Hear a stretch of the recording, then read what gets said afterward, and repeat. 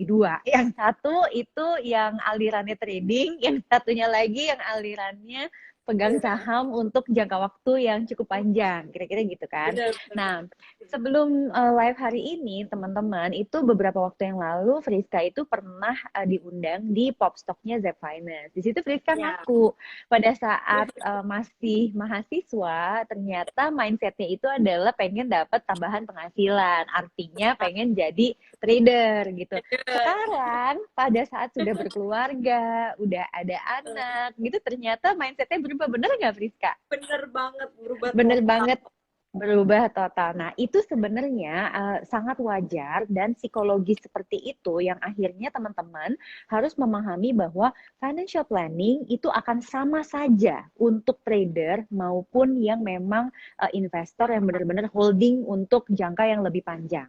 Jadi sekarang mindsetnya harus disamakan karena financial planning itu berlakunya umum. Oke, apa sih yang paling pertama untuk teman-teman, terutama investor saham, yang harus dilakukan pada saat mau mulai menata ulang keuangannya? Nomor satu yang selalu mislek itu adalah dana darurat. Selalu. Iya, Aku tuh selalu mendapati, apalagi yang masih muda-muda banget ya, yang masih single terutama, yang memang mungkin tidak ada tanggungan, jadi merasa ya udahlah kalau istilahnya asem lagi apes gitu kan ya, ya udah nggak makannya nasi pakai kerupuk gitu. Nanti kalau lagi ini lagi mewah, lagi baru dapat dividen, iya, nambah apa? Jadi karena hidupnya masih mengurus diri sendiri kan, sehingga itu bisa dilakukan. Tapi kalau teman-teman tidak mulai merubah persepsi, nanti giliran pas udah mulai ada tanggung jawab, jadi agak susah gitu loh. Merubah itu kan lebih sulit daripada dari awal sudah menata. Jadi mumpung masih muda, mindsetnya tetap harus sama. Nomor satu yang harus dibenahin itu adalah dana darurat. Nah, ini aja masih banyak yang salah kaprah, Friska. Jadi, bener. kalau misalnya ngomongin dana darurat, pada bilang gini, oh ada kok mbak, uang di tabungan. Bukan tabungan, gitu. Dana darurat itu bukan tabungan. Jadi, ada dana darurat, ada tabungan, ada investasi. Jadi, ini tiga, ya kan? Jadi, pertama cek dulu nih, kecukupan dana daruratnya udah bener atau enggak. 2 tahun atau 3 tahun yang lalu aku pernah ada talk show sama Pak Niki Hogan, itu aku udah bilang from the beginning dan beliau pun setuju. Dia bilang, ya memang gitu, memang harus yang paling pertama itu adalah dana daruratnya dulu. Oke, sekarang perlu nggak sih Mbak sampai dana darurat tuh ideal banget? Enggak, yang penting dana daruratnya cukup aja dulu. Cukup tuh berapa sih? Oke, cukup itu artinya kita bisa hidup nih, nyambung hidup mungkin untuk 3 bulan ke depan kalau sampai ada apa-apa sama kita. Jadi patokannya gini aja Priska biar gampang. Berapa sih bener-bener emang buat makan, minum, terus kayak kuota, terus kalau teman-teman kos dan lain-lain tuh berapa sih kebutuhannya? Kali 3. Nah itu awal yang memang teman-teman mesti pegang dana darurat sebelum teman-teman investasi. Nah, jadi Oke, checklist nomor satu, financial planning untuk investor itu adalah cukup nggak dana dana darurat. darurat saya? Itu nomor Aku satu. sambil sambil nyatet nih buat belajar. Nyatet. Nah, sekarang masuk ke tahap berikutnya. Jadi financial planning for investors setelah pertama nih kecukupan dana darurat, nomor dua adalah lihat utang. Nah, itu dia tuh. Kok utang sih Mbak Prita banyak yang suka bingung? Soalnya gini, kalau misalnya kita masih punya utang, pertanyaannya adalah utangnya utang apa? Kalau utangnya misalnya untuk beli rumah tinggal, atau misalnya untuk apa namanya sekolah itu masih nggak apa-apa. Kenapa? Karena itu sesuatu yang memang necessities istilahnya. Tapi kalau utangnya let's say untuk cuman sekedar beli makanan, terus bayarnya belakangan. Atau misalnya cuman kepengen beli gadget, tapi ngutang sampai 2 tahun. Nah, itu Iya, yang teman-teman mesti benahin gitu loh. Kenapa? Karena sekarang ngutang kecil-kecil, cuman paling ya cicilannya berapa ratus ribu tiap bulan. Nanti giliran tambah penghasilan, lama-lama nggak sadar tambah jutaan, jutaan lama-lama nggak bisa mengelola gitu loh. Itu habit itu yang harus dibangun dari awal, dari muda, dari memang benar-benar early age banget gitu loh. Jadi bukan perkara ngelihat nominalnya, kalau dia nominal kayaknya 100 ribu doang Mbak Prita, pelit iya, amat, bukan masalah itu. iya, Sekarang 100 ribu terhadap penghasilan kalian yang mungkin berapa juta. Ntar kalau insya Allah penghasilan kalian puluhan juta atau bahkan ratusan, itu juga bertambah loh gitu. Makanya kan kemarin juga viral kan, ada yang iya, kena 80 apa juta. iya gitu karena memang mungkin gitu itu kan karena kebiasaan yang dibangun gitu. Nah itu kebiasaan itu tuh Friska yang aku bilang teman-teman tuh harus sadar. Nah sebenarnya bagus banget ya untuk teman-teman Aku nggak tahu sih kalau teman-teman ngerti saham gimana. Kan ada istilah yang apa margin trading dan lain-lain Iya. ya gitu. Nah, Nah, itu itu ibaratnya sebenarnya kartu kredit berjalan di portofolio saham. Nah, itu sebenarnya sih jujur aja kalau aku menghindari kalau aku ya. Tapi namanya pilihan orang kan kita tidak bisa melarang, bener nggak? Kan itu kan terserah masing-masing ya, Friska ya. Cuman kalau teman-teman mau berbasis syariah, sebenarnya itu tidak boleh gitu. Ya, Jadi apa terserah teman-teman. Kalau teman-teman masih mau kerjain juga terserah aku sih nggak bisa larang ya, bukan uangku juga gitu. Tapi kalau tanya aku enggak gitu. Jadi aku benar-benar kalau menggunakan uang aku untuk berinvestasi membeli saham aku bener-bener pakai uangku yang memang satu bukan dana darurat, dua bukan uang sekolah atau apapun lah yang memang udah jelas ada peruntukannya. Terus yang ketiga bukan uang utang gitu. Jadi checklistnya tuh itu ya. Yang pertama dana darurat, aku ulang lagi. Yang kedua adalah tentang utang kita adanya seberapa banyak. Mungkin itu dulu Friska untuk pembukaannya. wah iya berarti 2 poin ini ya. Ini dulu zaman aku single soalnya ya sama sih nggak melihat dana darurat kayaknya. Ya pastilah, namanya juga single. Memang pas berumah tangga baru semua tuh aduh tersadar gitu dengan sendiri, apalagi sering baca postingan di Zap Finance juga kan, jadi oh oke. Jadi banyak harus diperbaiki. Nah kemudian yang sering jadi ini pertanyaan banyak teman-teman, dan ini bukan kapasitasku ya kalau disuruh jawab pertanyaan, baiknya berapa sih yang kita investasiin kalau misal aku punya gaji segini, Min? Biasanya mereka tanya kayak gitu, dan aku bukan kapasitasnya untuk di ranah itu. Jadi mungkin Mbak Prita boleh bantu kasih advice-nya mungkin. Boleh. Jadi financial planning itu setelah tadi udah checklist ya, itu kan tadi checklist tuh ya, pinjaman sama utang. Nah sekarang kita masuk nih, kalau kita mau merencanakan keuangan, itu sebenarnya apa aja nih yang harus step by step-nya kita kerjain. Tadi kan yang nomor satu yang kita cek itu adalah namanya financial check up, dua checklist tadi itu. Setelah financial check up, langkah berikutnya adalah teman-teman harus bisa mengelola cash flow. Ini yang tadi Friska tanyain, berapa persen sih dari penghasilan kita yang kita pakai buat ina itu gitu kan. Nah, itu namanya mengelola cash flow. Kalau di Z Finance itu kita biar mudah, aku ulang lagi ya, biar mudah kita baginya 3. Living, saving, playing. Living itu apa? Living itu berbagai necessities kita. Necessities itu yang benar-benar emang perlu buat kita hidup. Misal ada yang nyicil rumah tinggal, lalu misalnya untuk uang sekolah anak, makan, minum, apalagi sebut deh, apa tuh yang memang perlu-perlu lah, pokoknya rumah tangga, pokok-pokok lah pokoknya. Nah itu cuman 50% dari penghasilan kita, Friska. Oke. Berikutnya, pos yang berikutnya itu namanya saving. Saving itu kalau bahasa Inggrisnya itu sebenarnya bukan tabungan loh teman-teman. Saving itu bahasa Inggrisnya itu menyisihkan, to save our money. Menyisihkan our money for apa? Macam-macam. Jadi baginya juga nanti di dalamnya itu ada 3. Di dalamnya ada yang untuk kejadian yang tak kita duga, istilahnya masa sulit, itu kan kayak dana darurat. Kemudian sesuatu yang kita udah tahu, kita pengen, tapi kita mesti nabung dulu. Nah, itu namanya menabung. Jadi kita kayak misalnya mau naik haji. Naik haji kan kecuali kita emang dapat warisan atau emang tiba-tiba jebrokan dapat duit, ya kita kan mesti ngumpulin uang dulu kan, berarti namanya nabung. Terus ada lagi investasi. Investasi itu sebetulnya sesuatu yang kita tahu di masa depan kita perlu, tapi persisnya berapa angkanya itu kita nggak tahu. Nah, ini teman-teman yang banyak nggak bisa bedain antara nabung dan investasi sebetulnya. Persentasenya itu 3 hal itu kalau di total tuh 30%, Friska. Nah, cara ngebaginya gimana di dalamnya itu masing-masing yang ngatur. Ada orang yang dana daruratnya belum terlalu bagus, berarti dia gedein dulu di dana darurat. Nah, nabung investasi ya porsinya dikecilin. Kalau yang dana daruratnya udah kece, udah cukup, ya udah ngapain lagi, orang udah penuh kok. Istilahnya tuh kalau tabungnya tuh udah penuh gitu. Jadi 30% itu fokus ke saving and investment. Kayak umuran aku, misalnya aku kan usianya sama Priska beda 10 tahun ya. Nah, buat aku istilahnya porsi aku yang savingnya tuh udah tidak terlalu banyak yang menabung. Kenapa? Karena sudah banyak tujuan-tujuan keuangan yang memang sudah berhasil aku capai.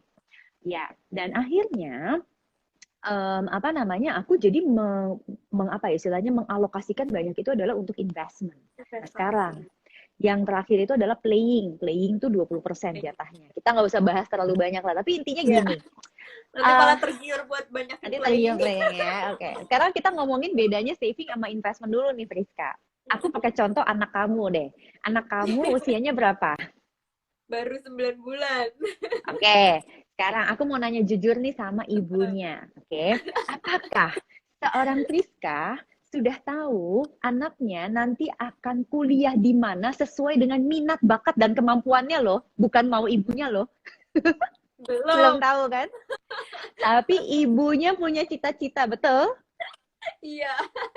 Nah, berarti Betul. artinya kamu tahu bahwa kamu dan suamimu itu kepingin bisa menyekolahkan anak di mana lah, Amerika kayaknya sih kalau aku lihat. Kamu kan kayak fond banget sama Amerika gitu kan ya. Berarti saya tahu anak saya harus sekolah di Amerika. Tapi persisnya uni mana, faculty apa, sesuai minat dan bakatnya dia, sehingga kan turunannya biaya-biayanya berapa, aku masih Iya. nggak tahu. Tapi kira-kira Iya. aku punya bayangan. Nah, itu namanya Iya. investment. Sedangkan kalau cuma sekedar nih anak 9 bulan, misalnya 2 tahun masukin ke playgroup atau apa, kan udah ketahuan sekitar rumah adanya playgroup apa gitu loh, Iya. kira-kira kayak gitu. Nah, itu namanya nabung karena kita udah hampir tahu bahwa kita mau ngapain. Kita cuma tinggal ngumpulin uang. Iya. Otomatis yang nabung jangan aneh-aneh. Nabung itu di tempat yang konservatif aja supaya Iya. pasti dapat. Tapi kalau yang investasi ya karena ntar juga masih bisa berubah-berubah, ya Iya. udahlah gitu kan. Emang harus ditaruh di tempat-tempat yang istilahnya tuh punya growth yang bagus gitu loh. Itu bedanya. Kalau teman-teman nggak paham, apa sih bedanya nabung apa beda investment? Itu bedanya. Trading tidak ada satupun di situ. Tidak ada satupun di situ. Jadi kalau saving itu teman-teman ngumpulin, terus nanti dapat uangnya, teman-teman bisa langsung ngerjain apapun yang teman-teman mau itu, tujuan-tujuan itu. Kalau investment, you have to wait. Wait, kenapa? Karena memang dia jangkanya panjang, that's why you have to invest, gitu kan. Sedangkan kalau trading itu tidak termasuk semuanya di situ. Karena trading itu adalah dana idle yang tidak termasuk dalam pos-pos itu. Itu beda lagi. Itu adalah pengelolaan portfolio, itu beda lagi. Iya. Betul. Betul. Gitu. Gampang kan? Gampang Iya. nggak? Baru nggak. Gampang kan? Kan orang suka bingung, Priska. Ada yang tanya gini, ini pertanyaan awam ya. Bukan awam sih, cuma pertanyaannya gini. Mbak, aku tuh milih investasi apa misalnya gitu ya. Oke, let's say saham. Terus dia nanya gitu, aku tuh bingung deh. Aku tuh ngikutin portfolio, kan biasanya nanti diajarin tuh ada pie chart ya, isinya portfolio-portfolio Iya. gitu. Aku tuh ikutin portfolio, apa aku beli aja tiap bulan? Nah, bingung kan orang gitu kan biasanya. Nah, makanya aku bilang, kamu kamu tuh tentuin dulu, kamu mau yang mana. Kalau tahap kamu masih di investment atau nabung untuk menuju tujuan finansial, itu mah straightforward. Lihat di Zefinance, Instagram Zefinance tuh banyak banget. Berapa Iya. tahun lagi mau ngapain? Aku pakai ini. Berapa Iya. tahun lagi mau ngapain? Aku pakai ini. Jadi emang cuma seperti itu aja gitu loh. Jadi kendaraannya mau yang mana. Sedangkan kalau teman-teman udah beres nih tujuan-tujuan itu, teman-teman mau bikin portfolio yang memang kayak Warren Buffett itu, gitu kan. Nah, itu udah tahap di atasnya. Tapi Iya. investmentnya beresin dulu dong, gitu. Jadi jangan udah kadung punya portfolio kayak Warren Buffett, tetapi dana pendidikan anak nggak punya. Dana kawin aja kagak ada, gitu loh. Nanti bongkar-bongkar portfolio Bener-bener. lagi, gitu Nah, itu jatuhnya. biasanya yang muda-muda tuh saking menggebu-gebunya kayak gitu, Mbak Brita. Jadi mereka sampai Mm-mm. lupa ya dana darurat itulah. Pokoknya mereka masih Mm-mm. mungkin terbawa euforia investor. Jadi ada duit nganggur, masukin sampai lupa Mm-mm. ada DD itu. Dana darurat maksudnya gitu. Yes, Nah, ini betul. baru baru ngeh ini aku. Saving, investing. Menarik banget nih. Yes. Nah, kemudian dari situ kan kita udah mulai tahu. Nah, Mm-mm. terus biasanya nih yang aku ngambil dari pertanyaan yang sering muncul ya. Biasanya Mm-mm. banyak lagi warga plus 62 tuh ntar nanyanya sebaiknya kapan sih investasi, maksudnya duit yang udah mereka investasiin Mm-mm. dicairin atau mereka ambil kayak gitu. Mereka yang long term ya Mm-mm. maksudnya, kalau yang trading Mm-mm. mah mereka kapan aja gitu. Nah, mereka kadang suka Mm-mm. kebingungan, kapan ya saya harus jual sahamnya atau gimana. Padahal mungkin Mm-mm. apakah harus disesuaikan dengan tujuan finansial yang tadi masing-masing orang punya itu kali ya. Ya, jadi kalau dia waktu beli saham niatnya adalah untuk tujuan finansial tertentu, otomatis saat sudah tercapai angkanya, Friska, cairin aja. Misal, Kamu let's say targetnya 10 tahun. Misalnya mau buat apalah gitu 10 tahun gitu kan. Misalnya buat dana pendidikan anak misalnya, buat apalah salah satu gitu kan. Ternyata di tahun ke-8, angkanya udah cukup. Ya cairin aja, ngapain lagi nunggu gitu loh sampai 10 tahun.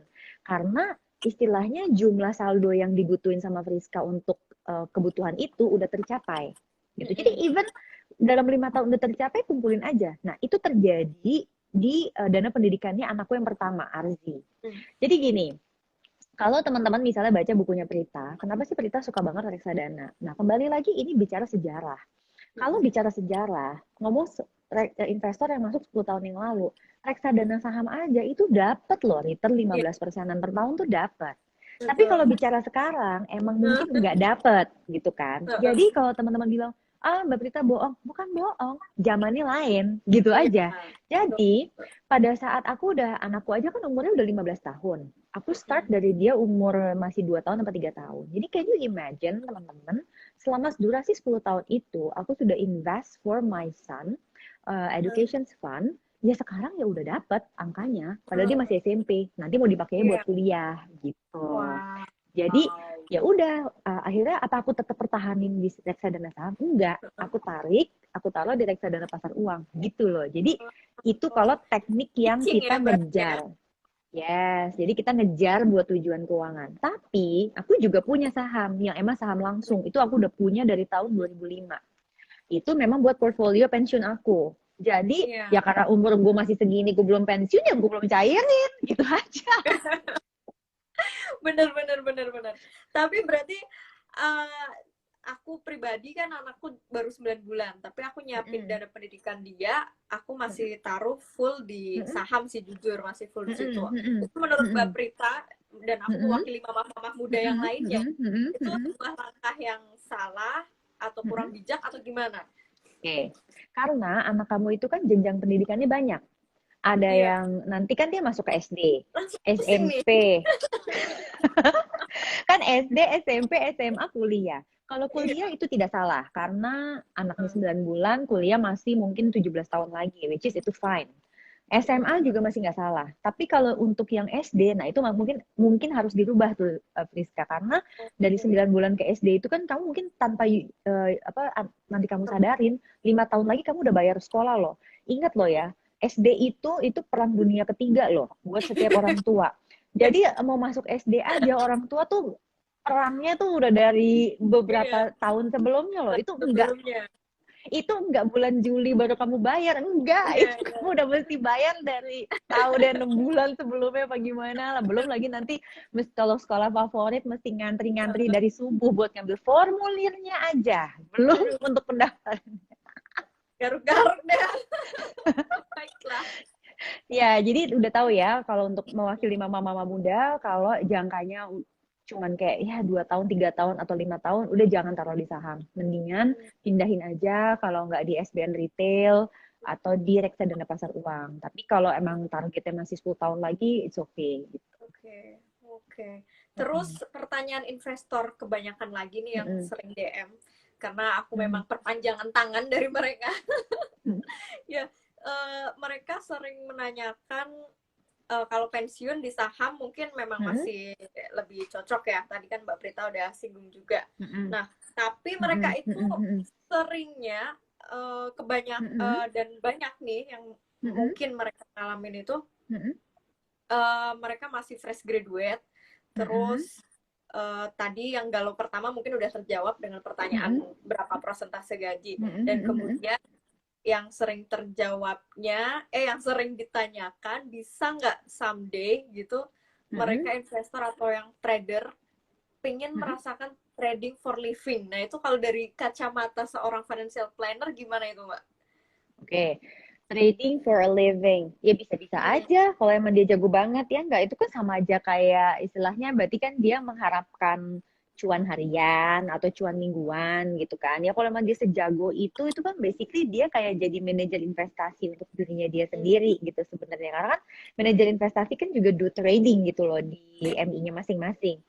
Kalau ditanya mungkin nggak for a living? Mungkin, tapi itu sama jatuhnya seperti seorang freelancer atau seorang wirausahawan, artinya penghasilannya bisa naik turun gitu kan. Siap nggak untuk itu?